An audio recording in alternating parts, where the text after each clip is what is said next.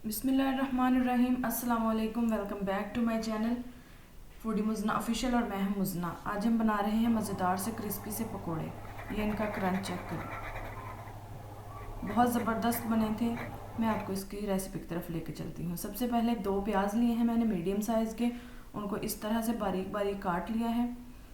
अब ये मैंने 2 आलू लिए हैं मीडियम साइज़ के, उनको बारीक बारीक लंबा काट लिया है, पतला पतला। आप चाहे तो कद्दूकश भी कर सकते हैं। ये भी चले गए हैं बॉल के अंदर। ये मैंने पालक ले ली है, 1 मुट्ठी पालक ली है। इसको अच्छी तरह से काट के धो के और फिर इसके अंदर डाल देंगे हम। ये पालक भी चली गई है इसके अंदर। अब मैंने 1 शिमला मिर्च ली है मीडियम साइज़ की, उसके अंदर से बीज निकाल दिए हैं और उसको इस तरह पतला पतला लंबा सा काट लिया है, वो भी इसके अंदर शामिल कर देंगे।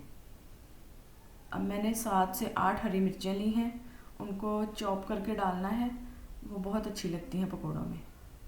अब मैं इसके अंदर कुछ मसाले डालूंगी, जैसे है ये अजवाइन 1/2 टीस्पून है, इसको हाथ से मसल के डालेंगे। ये 1 चम्मच है सूखे धनिए का, इसको भी हम हाथ से मसल के डाल देंगे। अब इसके बाद मैंने ली है कसूरी मेथी, ये भी है 1/2 टीस्पून, इसको भी मसल के डाल देंगे हाथ से।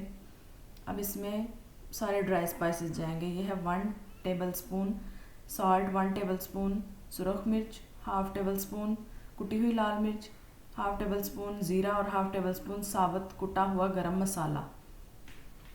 ये सारे स्पाइसेस इसके अंदर शामिल हो जाएंगे। मैं सारी चीज़ें डिस्क्रिप्शन में लिख दूंगी, आप लोगों को कुछ भी भूल जाए तो आप वहाँ से देख सकते हैं। इन सब चीज़ों को डाल के हम अच्छी तरह से मिक्स कर लेंगे, ताकि सारा नमक मिर्च सारे मसाले में इवनली स्प्रेड हो जाए। ये देखें, ये मिक्स हो गया अच्छी तरह से। अब इसको हम 10 मिनट का रेस्ट देंगे। यही समझने वाली बात है कि उधर आपने बेसन शामिल नहीं कर देना, उसको आपने रेस्ट देना है 10 मिनट के लिए, या जितना, अगर आप अफ्तारी से आधा घंटा पहले ये मटेरियल बनाएं तो 10 मिनट पहले आप लोग इसके अंदर बेसन डालेंगे। ये मेरे 10-15 मिनट के बाद मैंने इसके अंदर अब बेसन डालूँगी। जितना मटेरियल है उसके हिसाब से मैंने 3/4 कप ऑफ बेसन लिया है, यानी कि 3/4 कप बेसन का डालूँगी इसके अंदर। इसको अच्छी तरह से मिक्स कर देंगे। यहाँ पे आपने पॉइंट नोट करना है कि मैंने यहाँ पे पानी का बिल्कुल भी इस्तेमाल नहीं किया, 1 भी बूंद पानी की नहीं डाली इसके अंदर। इसको जब हम मिक्स करेंगे इस तरह का मटेरियल बन जाएगा, उसी पानी में जो प्याज ने और आलू ने छोड़ा था। अब मैंने ऑयल गरम कर लिया है, उसके अंदर हम पकोड़े डालेंगे। पकोड़ों को आपने गोल शेप नहीं देनी, इसको इस तरह से पकड़ना और हाथ से थोड़ा सा फ्लैट कर देना है, ताकि पकोड़े अंदर से कच्चे ना रह जाएं। ये देखें जी, मैंने इस तरह से पकोड़े डाल दिए इसके अंदर। यहाँ पे ऑयल हमारा गर्म था, लेकिन अब मैं थोड़ा सा हल्की आंच कर दूंगी ताकि बाहर से जल ना जाए। या इस स्टेज पे आप इसको 7 से 8 मिनट के लिए एक साइड पे पकाएंगे। आपने डालने के फ़ौरन बाद ही इसको हिलाना नहीं है, फिर भी पकोड़े हमारे ख़राब हो जाते हैं। ये एक साइड पक गई है, अब मैं इसको हिला दूंगी, इसकी साइड चेंज कर दूंगी।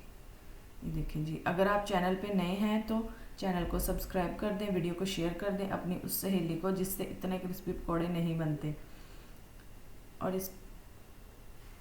ये देखें जी, हमारे पकौड़ों की एक साइड चेंज हो गई है। अब दूसरी साइड से भी बिल्कुल इसी तरह से पकेंगे 7 से 8 मिनट के लिए,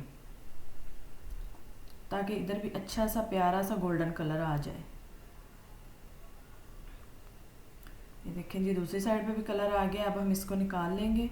इसको आप इमली की चटनी, ग्रीन चटनी किसी के साथ भी सर्व करें। रमज़ान में तो वैसे ही हर घर में पकोड़े बनते हैं, आप इस तरह से बनाएंगे, आपको ज़रूर ज़रूर ज़रूर पसंद आएंगे इंशाल्लाह। आप लोगों ने फीडबैक ज़रूर देना है, और रेसिपी पसंद आई हो तो वीडियो को लाइक कर दें, चैनल को सब्सक्राइब कर दें। दुआ में याद रखें। अल्लाह हाफिज़।